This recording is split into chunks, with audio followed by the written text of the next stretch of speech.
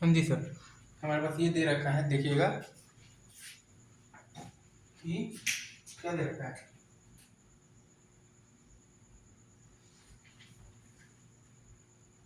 4%, 4%, ठीक है sir, 4%, 4% independently, ठीक है sir, independently independently solve a certain independently solve a certain problem, ठीक है sir, a certain problem, a certain problem correctly, सही है, ये सही है क्या, correctly, तो with the probability of, with the probability of, आपके पास है बेसिकली 1/2 कॉमा 3/4 कॉमा 1/4 कॉमा 1/8, ये सही है। अब हमें बताना है basically, then the probability, then the probability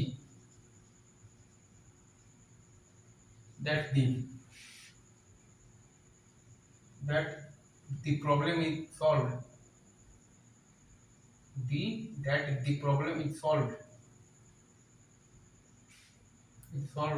by at least one of them, सही है। तो by तो at least one of them, at least one of them, one of them तो करेक्टली ये आपको बताना है, ये सही है। ये आपको सवाल समझ में आ गया होगा, ठीक है। इसमें आपको कह रहा है कि 4% बेसिकली तो किसी भी प्रॉब्लम को सॉल्व कर सकते हैं बेसिकली, तो करेक्टली इंडिपेंडेंटली उनका प्रोबेबिलिटी दिया हुआ है 1/2 3/4 1/4 1/8। तो हमें बताना है बेसिकली, हमें बताना है कि तो प्रोबेबिलिटी बताना है that the problem is solved bye at least one of them तो करेक्टली, ठीक है। कैसे ही है इसका आंसर आपके पास बेसिकली, अगर आप ध्यान देंगे ना, आपका आ जाएगा 1 माइनस, आप मान लीजिए कि ये चारों में से तो किसी से सॉल्व नहीं हुआ, तो 1 माइनस आप मान लीजिए कि ये चारों में से तो किसी से सॉल्व नहीं हुआ, 1 माइनस ये चारों में से किसी से सॉल्व नहीं हुआ, तो पहले का है 1/2 इंटू आ जाएगा आपके पास 1/4 इंटू आ जाएगा आपके पास 3/4 इंटू आ जाएगा आपके पास 7/8। इसको जब आप सॉल्व करेंगे तो ये आ जाएगा आपके पास 1 माइनस 21 आ जाएगा आपके पास 256, तो ये आ जाएगा आपके पास 235/256, ये सही है। ये आ जाएगा आपके पास 1 माइनस 21 आ जाएगा आपके पास 256। इसको अब आप मतलब कि आप सॉल्व करेंगे तो ये आपके पास आ जाएगा 235 आ जाएगा, क्या आ जाएगा 256, सही है। 4% है उनका बेसिकली मतलब कि इंडिपेंडेंटली प्रॉब्लम सॉल्व करने का प्रोबेबिलिटी दिया हुआ है 1/2 3/4 और 1/4 और 1/8, और वो प्रॉब्लम जब दिया गया जब मतलब चारों को, तो हमें बताना है कि तो प्रोबेबिलिटी बताइए कि ताकि वो एटलीस्ट बेसिकली तो एक से सॉल्व हो जाए सही से। तो 1 माइनस हम लोगों ने मान लिया कि चारों से ही नहीं हो पाया, तो 1/2 इंटू 1/4 इंटू 3/4 इंटू 7/8 सॉल्व किए, तो 1 माइनस आ गया है 21 आ गया है 256, तो आ गया है आपके पास बेसिकली क्या आ गया है, आ गया है 235/256, ये सही है। Is it true? इसी यहाँ पे आ गया है 235 आ गया है 256, ये सही है। आगे बढ़ते आगे बढ़ते हैं, एक सवाल और ले लेते हैं, ठीक है सर। इसी इज ट्रू, आई गेस आपको अच्छे से समझ में आ गया हो।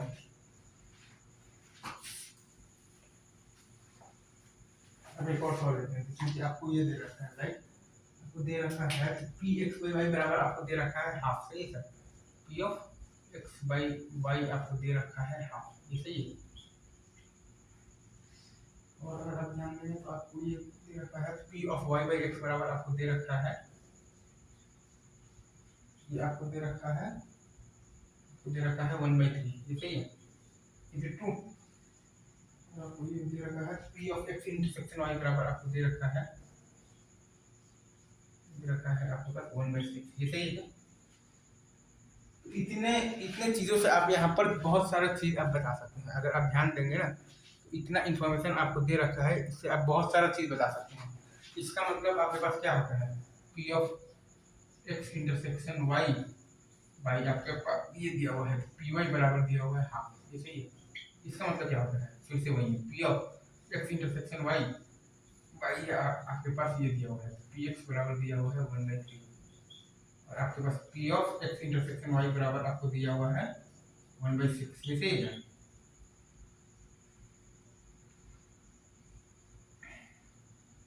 यहाँ से आपके पास क्या आ गया, पी वाई बराबर आपके पास क्या आ रहा है, पी वाई बराबर आ रहा है आपके पास 2 into P X intersection Y 1/3 आ रहा है, ये सही है। पी वाई बराबर आपके पास आ रहा है 1/3, ये सही है। और अगर आप देखिएगा पी एक्स बराबर आपके पास क्या आ रहा है, पी एक्स बराबर आपके पास आ रहा है 3 इंटू ये आ रहा है 1/2, और तो हमने ये पाया कि P of X intersection Y बराबर आपके पास क्या है, आपके पास क्या है P X into P Y है, ये सही है। तो ये आपके बेसिकली कैसे मतलब इस प्रकार के इवेंट्स हैं, इंडिपेंडेंट इवेंट्स हैं, ये सही है, इंडिपेंडेंट इवेंट्स हैं, ये सही है, is it true, independent events है, इज इट ट्रू। अच्छा, अगर आपसे कोई बोले कि पी एक्स यूनियन वाई का वैल्यू बताओ, वो आपके पास क्या आ जाएगा, पी एक्स और क्या आ जाएगा प्लस आ जाएगा आपके पास पी वाई माइनस आ जाएगा आपके पास P of X intersection Y, ये सही है। तो आपके पास आ जाएगा 5/6 माइनस आ जाएगा 1/6 बराबर आ जाएगा आपके पास क्या आ जाएगा, आ जाएगा 2/3, ये सही है।